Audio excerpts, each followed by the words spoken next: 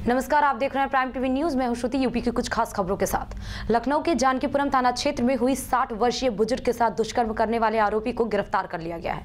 बिटौली railway crossing के पास से गिरफ्तार आरोपी के खिलाफ जानकीपुरम में मुकदमा दर्ज कराया गया था। FIR घर वालों ने 4-5 दिन बाद पंजीकृत कराई थी। इसमें रोहन लाल पुत्र बबलू गौतम ये सीतापुर का रहने वाला है और जो अभी जानकीपुरम में झुग्गियों में रह रहा था, उसके खिलाफ ये अभियोग पंजीकृत हुआ था। इसमें पुलिस द्वारा और मेरी जो सर्विलांस टीम है उसने आज जो इसमें जो अभियुक्त था रोहन लाल, उसको बिटौली क्रॉसिंग के पास से गिरफ्तार किया है और इसके द्वारा अपना जुर्म कबूल लिया गया है कि इसके द्वारा जो बुजुर्ग थे उनके साथ दुष्कर्म की घटना कारित की गई थी। यूपी बोर्ड की परीक्षा में बड़ी लापरवाही सामने आ रही है। माध्यमिक शिक्षा बोर्ड की हाई स्कूल व इंटरमीडिएट परीक्षा के दौरान DIOS कार्यालय की ओर से बोर्ड की वेबसाइट पर फीड किए गए आंकड़ों और बोर्ड की ओर से जारी परिणाम के आंकड़ों में बड़ा विरोधाभास है। अगर ऐसा हुआ तो सर हमारे भविष्य के साथ खिलवाड़ हो रहा है, क्योंकि सर काफ़ी ज़्यादातर देखा जाए तो बहुत सारे बच्चे पढ़ने वाले भी होते हैं, लेकिन ये तो गलत है सर। उन्होंने बिल्कुल भी कोई मेहनत नहीं की और कोई भी पढ़ाई नहीं की पूरी साल, लेकिन फिर भी वो पास हुए। और इससे तो यही कहा जाएगा कि जो बच्चे पढ़ते हैं तो उनके लिए तो ये तो बहुत गलत बात है ना। हेल्प मिली नकल माफियाओं से, वो पास हो गए और हम यहाँ साल भर अपनी घूमते रहे कोचिंगों में, पढ़ के नंबर हमारे उनके आ रहे 85, हमारे आ रहे 75। तो फ़र्क क्या हुआ? वो घूम के उनके नंबर भी आ गए, हमारे भी नंबर आ गए। सरकार कहती है कि नकल बिल्कुल नहीं हो रही है, तो नकल पूरी धड़ाधड़ नकल चल रही है। परीक्षा के दौरान जिला विद्यालय निरीक्षक की ओर से बोर्ड की वेबसाइट पर अपलोड किए गए आंकड़ों के अनुसार इंटरमीडिएट में 16,426 और हाई स्कूल में 22,931 छात्रों ने प्रतिभाग किया, जबकि बोर्ड की ओर से घोषित परीक्षा परिणाम के अनुसार कुल 19,001 ने इंटरमीडिएट की और 23,185 छात्रों ने हाई स्कूल की परीक्षा दी। जिन बच्चों ने पेपर नहीं दिए उसके बाद भी उनको नंबर मिल रहे हैं और वो पास हो रहे हैं, तो ये बहुत ही गलत है, खासकर उन बच्चों के लिए जो पूरी साल पढ़ते हैं, मेहनत करते हैं और नंबर लेकर के आते हैं। सबसे बड़ी बात यह है कि अगर नकल का अध्यादेश जारी हो चुका है, ये कहा जा रहा है कि नकल विहीन परीक्षा होगी, उसके बावजूद भी बच्चा पेपर भी अटैम्प्ट नहीं करता है फिर भी नंबर ले आता है, तो इसका मतलब ये हुआ कि नकल माफिया कहीं ना कहीं हमारे आज भी पूरी तरह से हावी है। सवाल ये है कि परीक्षा छोड़ चुके 2603 इंटरमीडिएट के और 256 हाई स्कूल के परीक्षार्थी आखिर परीक्षा में कब शामिल हो गए। फिलहाल शिक्षा विभाग के अधिकारी जांच की बात कहकर पल्ला झाड़ने का प्रयास कर रहे हैं। ये मामला आ रहा है, मैं इसकी जांच करवाऊंगा। ये मामला जांच का विषय है, इसको मैं दिखवा रहा हूँ। इसमें जो कुछ होगा संभव जांच करा दी जाएगी। तो संभव से कोई टेक्निकल गलती है या? हाँ, हो सकता है मैं भी पॉसिबल टेक्निकल गलती, कंप्यूटराइज गलती हो गई हो। 2-4 संख्या का, एक 0 का इधर उधर हो सकता है, मानवीय गलती रही हो। उसकी जांच करवा लेंगे और जांच करवा करके निर्णय। जालौन के कोतवाली कालपी क्षेत्र में ससुराल वालों पर दहेज के लिए विवाहिता को जलाकर हत्या करने का आरोप लगा है। लड़की के पिता ने आरोप लगाते हुए कहा कि दहेज व लड़की पैदा होने को लेकर ससुराल वालों ने बेटी को मिट्टी के तेल से जलाकर हत्या कर दी। भाई सुबह लड़की खाना आना बना रही होगी तो इनकी कुछ कहासुनी नहीं होगी, मारा पीटी। पहले उसको मारा है, फिर मिट्टी के तेल डाल दिया, तो उसकी आग लगा दी। ये हमारी बहन को डराते धमकाते थे, मारपीट करते थे। हम लोग कई बार उनको हमने समझाया कि ये सब गलत है, नहीं मारपीट नहीं करो। हमने लोग कई बार उनके घरे गए, खूब कहा, अपने माँ बाप से भी ले गए साथ में, लेकिन ये लोग समझाया है उन्होंने, लेकिन हाथ पैर तोड़ दिए थे। तब भी हमने उनको समझाया था कि ये सब गलत है, लेकिन उन्होंने माना नहीं। अब की बार उन्होंने हमारी बहन को जला दिया। मृतका के पिता जिंदगी भर पाई इकट्ठा करके बेटी के ससुराली जनों को भरपूर मात्रा में दहेज भी दिया गया था। कुछ दिन तक सब कुछ ठीक था, किंतु कुछ समय बीतने के बाद पति राजेंद्र, ससुर राम बाबू, जेठ कीर्तन, जेठानी किरण विवाहिता बेटी के साथ मारपीट, गाली गलौज, शारीरिक मानसिक क्रूरता करते हुए उसका उत्पीड़न करने लगे। मांगते ही रहते, कहूँ फ्रिज मांग रहे थे, कहूँ कूलर मांग रहे थे। बिटिया का दौचत रहते तो अपने बाप से कहा, अपनी माँ से कहा मंगाओ, तुम्हारे बाप देन कह रहे थे, अब काहे नहीं दे रहे, देओ। अब उन्होंने क्या किया, हमारी नातिन को भेज दी और अपना ने हमारी बिटिया का जला के मार डाला। इस बात की शिकायत मृतका ने अपने मां और भाई से की तो मायके पक्ष के लोगों के द्वारा ससुराल वालों को समझाया बुझाया गया, लेकिन विवाहिता की कोख से 2 बेटियों के जन्म के बाद ही दी जाने वाली यातनाएं बढ़ गई थी। मृतका के पिता ने आरोप लगाया कि 6 मई को उनकी बेटी की हत्या कर दी गई थी। वादी पक्ष ने जो कल्पी गया है 4 लोगों के खिलाफ मुकदमा पंजीकृत कराया गया है, जिसमें पति, ससुर, जेठ, जेठानी है और मुकदमा पंजीकृत कर घटनास्थल का निरीक्षण कर लिया गया है और सभी भौतिक और अन्य साक्ष्य संकलित कर अगले शीघ्र कार्रवाई की जाएगी। कन्नौज में एक युवती से गैंगरेप का मामला सामने आया है। गांव के ही एक युवक और उसके रिश्तेदार पर दुष्कर्म का आरोप लगा है। पीड़िता ने बदनामी के डर से जहरीला पदार्थ खाकर आत्महत्या की कोशिश की। युवती ने पुलिस में शिकायत दर्ज कराई है। पुलिस ने पीड़िता की तहरीर पर मुकदमा दर्ज कर लिया है। विपिन और अनिल मामा भांजे हैं, उन्होंने मेरे साथ जबरदस्ती इज्जत लूटी, मेरी गलत काम भी किया और साथ में फोटो खिंचा दी दूसरे के साथ में। लड़का अनिल के साथ में किसी भांजो, उसने चक्कू लगा के जबरदस्ती में खींच लिया। पासे में मकई खेत पास मुसलमान, उसने चकमा लगाया, फोटो खींची, अपने मोबाइल टिचवा ले, गलत काम को। बसीरापुर भाट गांव में 2 युवकों ने चाकू दिखाकर युवती को पास के खेत में ले जाकर उसके साथ दुष्कर्म किया। पीड़िता ने बताया कि दुष्कर्म के बाद युवकों ने बदनाम करने की नीयत से मोबाइल में तस्वीरें भी खींची। थाना कोतवाली कन्नौज के अंतर्गत बसीरापुर घाट में दुष्कर्म का मामला प्रकाश में आया है। वादी की तहरीर के आधार पर अभियोग पंजीकृत कर लिया गया है। मुलजिमों की जल्द गिरफ्तारी की जाएगी। यूपी में आंधी तूफान के अलर्ट के चलते धूल भरी आंधी बारिश की संभावना जताई गई है, जिसके बाद मथुरा के निवासियों में तूफान का डर बैठ गया। हालांकि किसी तरीके की जनहानि न होने उसके लिए जिला प्रशासन ने सभी विभागों को अलर्ट रहने के लिए आदेश जारी किए हैं। स्कूलों को बंद करने का भी निर्देश दिया गया था। जगह जगह के स्कूलों की छुट्टी कर दी गई है और पब्लिक में घबराहट है ही है तूफान के बारे में। हर आदमी थोड़ा सा परेशान है, पब्लिक परेशान है। जन सामान्य को सचेष्ट करने के लिए प्रेस विज्ञप्ति के माध्यम से ये अपील की गई है कि वो भी इन चीज़ों को लेकर के सजग रहें। जैसे जब आंधी आती है तो कोई पेड़ के नीचे न खड़े हों, तेज आंधी में ऐसे दीवार या ऐसे कच्चे मकान के आसपास न रहें जो गिरने से जिनकी डेथ हो सकती हो। तो इन चीज़ों को हमने नीचे तक सोशल मीडिया के भी माध्यम से और प्रेस के भी माध्यम से लोगों को अवगत कराया।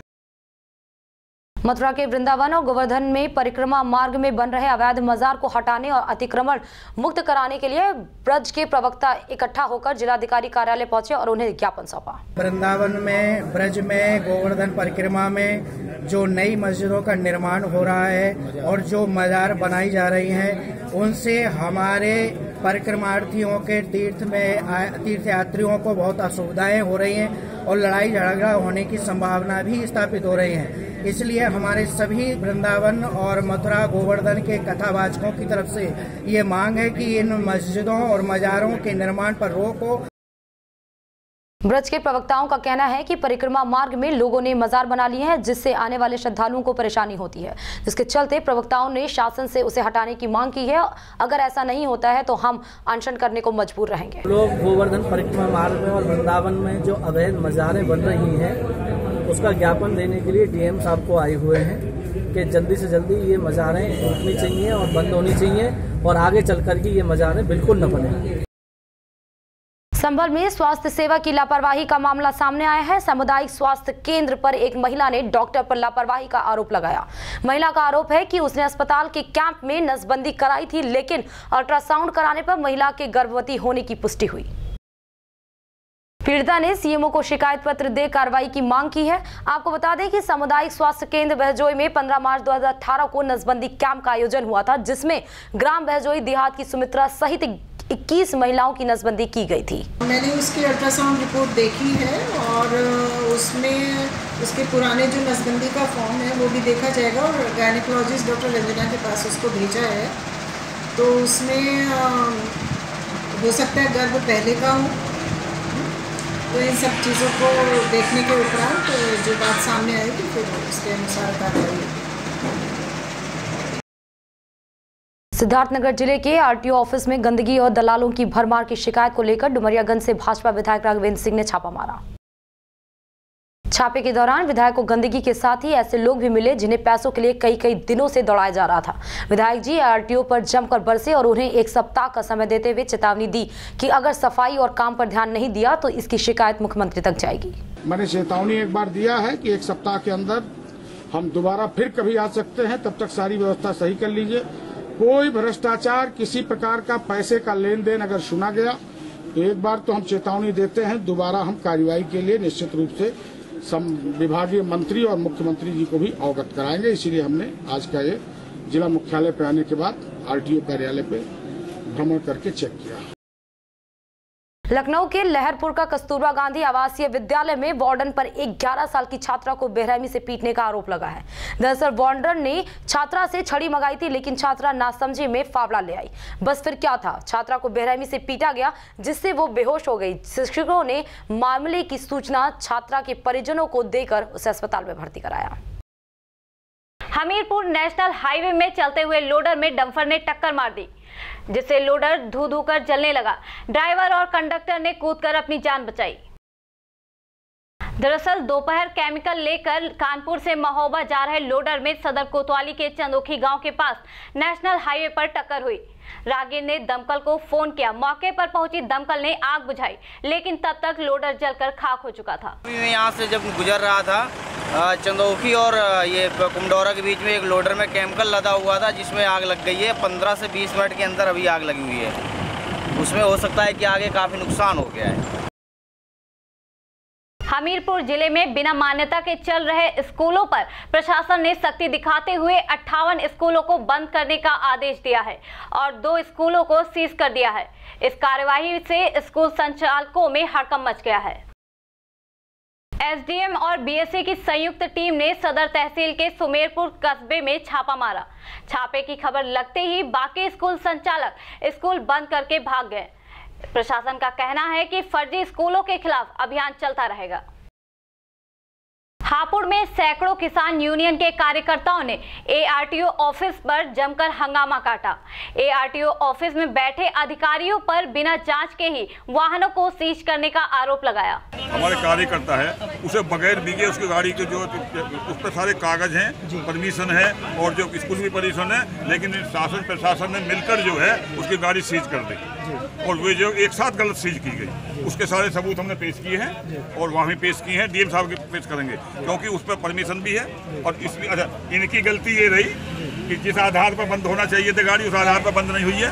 अच्छा जी, छोटे छोटे लगा दिए वैसे कि बेल्ट नहीं है, ये नहीं है, वे नहीं है, तो ये भी नहीं होना चाहिए। यूनियन का कहना है कि उनके एक कार्यकर्ता की स्कूल बस को एआरटीओ के एक अधिकारी ने कागजात होने के बाद भी सीज कर दिया, जबकि कार्यकर्ता के पास सारे कागजात मौजूद थे, जिसके विरोध में आज कार्यकर्ताओं ने हंगामा किया।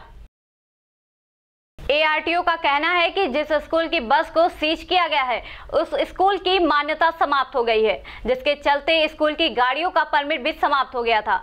इसी के आधार पर गाड़ियां सीज की गई हैं। बीएसए द्वारा जारी लेटर के आधार पर कि इनके स्कूल की मान्यता समाप्त हो गई है और चूंकि कुशीनगर वाली घटनाओं की स्थिति को देखते हुए कि जिस भी स्कूल की मान्यता समाप्त हो ऐसे स्कूलों में कहीं स्कूली बच्चे संचालित हो रहे हों तो उनकी वाहनों को निरुद्ध किया जाए। उसी के तहत जो है और आरटीआई का जो है उसमें कार्रवाई करें।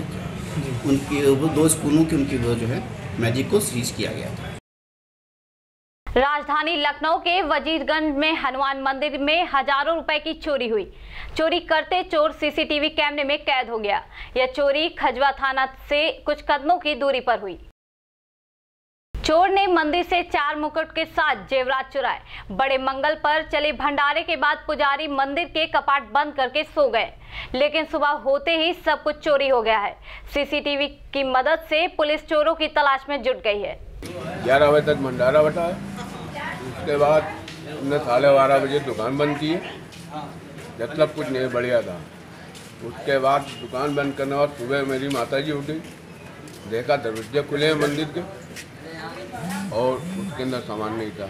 जेवर बजरंगबली का बड़ा मुकुट था, 4 मुकुट गायब हुए हैं। बजरंगबली का था, दुर्गा माता का था, पार्वती माता का था, कार्तिकेय का था और चांदी का अर्घा शंकर जी का था। समाजवादी पार्टी के संरक्षक मुलायम सिंह यादव ने प्रधानमंत्री नरेंद्र मोदी पर जमकर हमला बोला। मुलायम सिंह ने कहा कि पीएम ने देश की जनता से तमाम बड़े बड़े वादे किए थे, लेकिन आज तक कोई भी वादा पूरा नहीं हुआ। अपने गृह जिले इटावा पहुंचे सपा संरक्षक मुलायम सिंह यादव ने सिविल लाइन स्थित आवास पर पत्रकारों से बात करते हुए कहा कि सुप्रीम कोर्ट ने बेशक पूर्व मुख्यमंत्रियों को आवास को खाली करने का निर्देश दे दिया है, लेकिन इस आवासों के खाली करने से कौन सी देश की हालत सुधर जाएगी। उत्तर प्रदेश की योगी सरकार के कामकाज पर सवाल उठाते हुए कहा कि योगी सरकार ने जनता से तमाम वादे किए थे, लेकिन कोई भी वादा योगी सरकार पूरी करती हुई नहीं दिख रही है। योगी सरकार ने एक भी वादा अभी तक पूरा नहीं किया है। मथुरा पहुंचे भाजपा के नेता कलराज मिश्र ने नीम कारोरी बाबा आश्रम पहुंचकर बाबा श्री का पूजन अर्चन कर उनके चित्रपट के समक्ष मत्था टेका। उन्होंने जिन्ना विवाद पर कहा कि जिन्ना भारत विभाजन का प्रतीक है, जिन्ना के चित्र को हटा देना चाहिए, इसे इतना बड़ा मुद्दा नहीं बनाना चाहिए जिससे देश में हिंसा पैदा हो। ये देश में विभाजन का बिंदु रहे हैं, बिंदु के रूप में रहे हैं, खलनायक रूप में जिसकी छवि रही है, उसका फोटो अगर किसी ने कहा कि हटा दीजिए और मांग की तो तत्काल हटा देना चाहिए। कर्नाटक चुनाव पर मणिशंकर द्वारा दिए गए बयान पर उन्होंने कहा कि मणिशंकर पूर्व में भी कई बार ऐसे बयान दे चुके हैं और वह उनके बारे में किसी प्रकार की टिप्पणी नहीं करना चाहते। साथ ही कैराना और नूरपुर में होने वाले उपचुनाव के नतीजे पर कहा कि दोनों ही जिलों में निश्चित तौर पर भाजपा की जीत होगी। उन लोगों का अपना नजरिया है और उस नज़रिए का आधार वो बोल रहे हैं। और मणिशंकर जी के बारे में आपको पहले से पता है कि पूर्व के समय में भी किस तरह से उन्होंने ये विवादित और आपत्तिपूर्ण बयान दिया था, उसके बारे में मैं नहीं कहना चाहता था। उससे और अपेक्षा ही क्या की जा सकती है। एटा में तेज रफ्तार का कहर देखने को मिला। देहात कोतवाली क्षेत्र के गंज डुंडवारा रोड पर डंपर और कैंटर की आमने सामने की भीषण भिड़ंत हो गई। अनियंत्रित डंपर ने सामने से आ रहे टेम्पो को रौंद दिया, जिसमें एक व्यक्ति की मौके पर ही मौत हो गई, जबकि हादसे में आधा दर्जन से ज्यादा लोग गंभीर रूप से घायल हो गए हैं। हादसे की सूचना मिलते ही मौके पर पहुंची पुलिस ने सभी घायलों को जिला चिकित्सालय भेजा, जहां 3 लोगों की हालत गंभीर होने के चलते उन्हें आगरा के लिए रेफर कर दिया गया है। हादसा इतना भीषण था कि टेम्पो के परखच्चे उड़ गए और एक की ही मौके पर मौत हो गई। एटा के निधौली कला थाना क्षेत्र में नवविवाहिता की दहेज को लेकर गला दबाकर हत्या किए जाने का सनसनीखेज मामला सामने आया है। घटना के बाद आरोपी ससुरालीजन मौके से फरार हो गए। मृतका के परिजनों व पिता की तहरीर पर पुलिस ने पति संदीप कुमार व सास ससुर सहित 3 लोगों पर मुकदमा दर्ज कर लिया है। दहेज में 5 लाख की नकदी व 1 बुलेट मोटरसाइकिल की मांग पूरी न होने पर नवविवाहिता की हत्या कर दी गई। साथ ही तीनों आरोपियों की पुलिस ने गिरफ्तारी के प्रयास शुरू कर दिए हैं। यूपी के इटावा में पुलिस ने 25,000 इनामी बदमाश को गिरफ्तार करने में सफलता पाई है। 11 सालों से फरार चल रहे हत्या और अपहरण जैसे मामलों का संगीन आरोपी राजस्थान के हनुमानगढ़ से दबोचा गया। 2007 से फरार चल रहे अपराधी के खिलाफ हत्या के कुल 10 मामले दर्ज हैं। यह अपराधी चंबल इलाके में एक समय सक्रिय रहे सपोला गैंग का भी सदस्य रह चुका है। पड़ताल में पता चला कि रमेश राजस्थान में बालाजी प्रॉपर्टी कॉलोनी में माली के तौर पर काम कर रहा था। मथुरा में तेज आंधी और बरसात के साथ ओलावृष्टि हुई। तेज हवा चलते देख लोगों घरों से बाहर निकल आए और घबराए हुए दिखाई दिए। डर के कारण खेत में काम कर रही एक महिला पर बिजली का खंभा गिरने से मौत हो गई, तो नौझील क्षेत्र में एक किसान का मकान गिर पड़ा, जिसके मलबे से गाड़ी दब गई। तूफान आने का अलर्ट था, जिससे लोगों में दहशत बनी रही। फर्रुखाबाद में सौतेले पिता पर बेटी से रेप का मामला सामने आया है। सौतेले पिता ने अपनी हवस मिटाने के लिए पुत्री के साथ कई बार दुष्कर्म किया, जिससे युवती गर्भवती हो गई। गर्भवती होने के बाद 10,000 रुपए में दूसरे के साथ बेच दिया था। पीड़िता ने, जिसकी शिकायत फतेहगढ़ कोतवाली से लेकर महिला थाने में कई बार शिकायत की, लेकिन उस लड़की को न्याय दिलाने की जहमत किसी ने नहीं उठाई। अपने बच्चे के साथ डीएम के पास पहुंची पीड़िता ने अपनी आप बीती सुनाई, जिसके बाद जिलाधिकारी ने तत्काल पुलिस ने महिला हेल्पलाइन की गाड़ी बुलाकर कार्रवाई करने के निर्देश दिए हैं। मैनपुरी में दबंगों का कहर जारी है। कुरावली क्षेत्र में मामूली बात पर कहासुनी होने के बाद दबंगों ने पीड़ित परिवार के घर में घुसकर मारपीट की। घायल बुजुर्ग और बच्चों की हालत गंभीर बनी हुई है। पीड़ित परिवार ने थाना कुरावली में दबंगों के खिलाफ शिकायत की है। हालांकि पुलिस ने चारों आरोपियों के खिलाफ मामला दर्ज कर लिया है, लेकिन अब आरोपी पीड़ित परिवार पर समझौते का दबाव बना रहे हैं, जिसके बाद पीड़ित परिवार एसपी कार्यालय पहुंचकर न्याय की गुहार लगाई।